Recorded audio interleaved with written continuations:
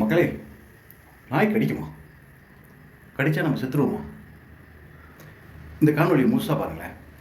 காதாலையும் கேளுங்க, கண்ணாலையும் பாருங்கள். பார்த்துட்டு நம்ம விளக்கமாக பேசுவோம். பேசிக்கலி நம்ம சுப்ரீம் கோர்ட் வந்து ஒரு ஆர்டர் போட்டிருக்காங்க. எல்லா பப்ளிக் பிளேசஸ்ல வந்து இந்த தெரி நாய்களுக்கு பிடிச்சிட்டு ஏதோ ஷெல்டர்லேயே போடணும் அப்படின்னு சொல்லிட்டு. ஆனால் இதை வந்து ஒரு அவேர்னஸ்க்காக இருக்குது. எல்லா தெரி நாய் வந்து அன்ப்ரோவோக் பைட்ஸ் பண்ண மாட்டாங்க. அவர் வந்து சும்மா maybe they are parking because of some reason. Suppose ஒரு வெஹிக்கல் ஃபாஸ்ட்டாக போகுதுன்னா அவருக்கு கொஞ்சம் பயம் வரும், அதனால பார்க்கிங் பண்ணும். அதனால அதுக்கு அட்டாக் சொல்ல முடியாது. அப்புறம் சப்போஸ் வந்து ஒரு டாக் வந்து ரேபிஸ் இருக்குன்னா அந்த ரேபிஸ் வந்து டாகோட ஃபால்ட் கிடையாது. இதை வந்து ஒரு முனிசிபாலிட்டியோட ஃபெயிலியர் தான். ஏன்னா municipality suppose to vaccinate and sterilise all the stray tax. Municipality not done carried out it's responsibility. அதனால தான் சப்போஸ் பிரச்சனை வருதுன்னா அதனால தான் பிரச்சனை வருது. சுப்ரீம் கோர்ட்டோட இது ஆர்டர் வந்து சொல்யூஷனே கிடையாது. ஏன்னா வந்து நீங்க ஒரு இடத்துல வந்து இருக்கிற ஸ்ட்ரே டாக்ஸ் பிடிச்சிட்டு எங்கோ போடுறீங்கன்னா அங்கே வேற ஸ்ட்ரே டாக்ஸே வரும், அப்புறம் ஏலி வரும், மங்கீஸ் வரும், வேற ஏதோ பிரச்சனை வரும். அதனால அங்கே இருக்கிற ஸ்ட்ரே டாக்ஸ் அங்கேயே வச்சுட்டு அவருக்கு ஸ்டெரிலைஸ் வேக்சினேட் பண்ணிட்டு அங்கேயே இருக்கணும்னு சொல்லிட்டு ஒரு பேலன்ஸ்ட் ஈகோ சிஸ்டம் வரும். அதுதான்காக அவேர்னஸ் ஒரு இருக்குது. அதுக்கப்புறம் நம்ம ஃபீடிங் பண்ணும்போது அதை வந்து it's very much legal within our constitution act itself.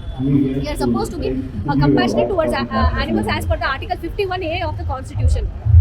ஃபீடர்ஸ்க்கு harass பண்ண கூடாது அப்படின்னு சொல்லிட்டு ஒரு அவேர்னஸ் ரேஸ் பண்ணுறோம். நாங்கள் நிறைய டைம் சில ஃபீடர்ஸ் சொல்கிறாங்க, இங்கே ஃபீடிங் பண்ணும்போது இங்கே சாப்பாடு வைக்காதீங்க, இது பப்ளிக் பிளேஸ்னா இங்கே ஏன் நீங்கள் நாய்களுக்கு சாப்பாடு வைக்கக்கூடாதுன்னு சுப்ரீம் கோர்ட் ஆர்டர் போட்டாங்க. அப்படிலாம் கிடையாது. Supreme court never told not to feed. Feeding வந்து வெரி இம்பார்ட்டன்ட். நாங்கள் ஒரு டைம் ஃபீடிங் பண்ணிட்டு they are absolutely sleeping the whole day. They won't disturb anybody. So feeding பண்ணுறது ஆளுக்கு நீங்கள் தேங்க்ஸ் சொல்லணும் அப்படின்னு சொல்லிட்டு நாங்கள் ஒரு அவேர்னஸ் ரேஸ் பண்ணுறோம். நாய் கடித்தாலே செத்துருவோன்னு நினைக்கிற அறிவு கெட்ட பதறுகளா? இந்த காணொலியை பார்த்தீங்களா? இந்த அம்மா பல வருஷங்களாக கிட்டத்தட்ட 20-25 வருஷம் இந்த நாய்களோட இப்படி தான் பழகிறாங்க. இவங்க பேர் வந்து பூஜா. இவங்க வடநாட்டை சேர்ந்தவங்க, ஆனால் பாண்டிச்சேரியில் இருக்காங்க. அந்த நாய்கள் இப்படி தான் விளையாடும், கொஞ்சம் கடிக்கும், எல்லாமே செய்யும். இவங்க செத்துட்டாங்களா? ஒரு விஷயம் புரிஞ்சுக்கணுங்க. அதாவது நம்மளோட அன்பை வெளிப்படுத்தணும்னா ஒருத்தவங்களை கட்டி பிடிச்சி அன்பை வெளிப்படுத்துவோம். அதே அந்த கோபத்தை வெளிப்படுத்தணும்னா கையால் அடிச்சிடும். சரியா? அதே அன்பை வந்து வாயால் வெளிப்படுத்தணும்னு நினச்சா நல்ல வார்த்தைனால பேசுவோம். அதை கோபத்துக்கு வெளிக்காட்டணும்னா வாயால் அசிங்கமாக 4 வார்த்தை பேசிடுவோம். இது எதுவுமே எந்த வாய்ப்புமே அந்த நாய்களுக்கு கிடையாது, எந்த உயிரினங்களுக்குமே கிடையாது. அப்போ அது எமோஷனாக வாயால் தான் காட்ட முடியும். இது கூடமா புரியாது, இதை கூட புரிஞ்சிக்க முடியாத அளவுக்கு தற்கொலையாக போயிட்டே. அந்த காலத்தில் இருக்கவங்களுக்குலாம் அதெல்லாம் புரிஞ்சதுக்கு தகுந்த மாதிரி நடந்துக்கிட்டாங்க.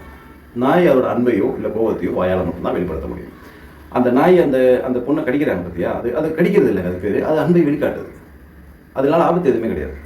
அதனால உங்களுக்கு நோய் தொற்று வரும் இல்லை அப்படி ஏதாவது நீங்கள் பயந்தீங்கன்னா அதோட அன்பை நம்ம உள் வாங்கி கொண்டு அதுக்கப்புறம் நம்ம கை கழுவிட்டு அடுத்த வேலையை பார்க்க போகலாம். ஏன்னா இன்னைக்கு அன்புக்கு மட்டும்தாங்க டிமாண்ட் அதிகம். இந்த அன்பெல்லாம் இதேமாரி எல்லையில்லா அன்பை, உண்மையான அன்பையெல்லாம் தெருவில் விட்டுட்டு நம்ம வீட்டில் எந்த போலியான அன்பு கூட வாழ்ந்துக்கிட்டு இருக்கோம். பைத்தியங்க, நமக்கெல்லாம் பைத்தியம் முடிச்சுக்கிச்சு. நிஜமா உண்மையான அன்பெல்லாம் தெருவில் விட்டுட்டு வீட்டில் இந்த மனிதன் எந்த மனிதன் உங்கள்கிட்ட அன்பாக இருக்கான்? தாய் பாசத்து நாய் பாசத்தை தவிர வேறு எந்த அன்புங்க உண்மையான அன்பு?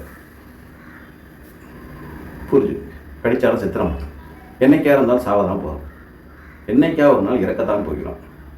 இறக்கும் வரை இறக்கத்தோடு இருப்போம். புரிஞ்சுக்க.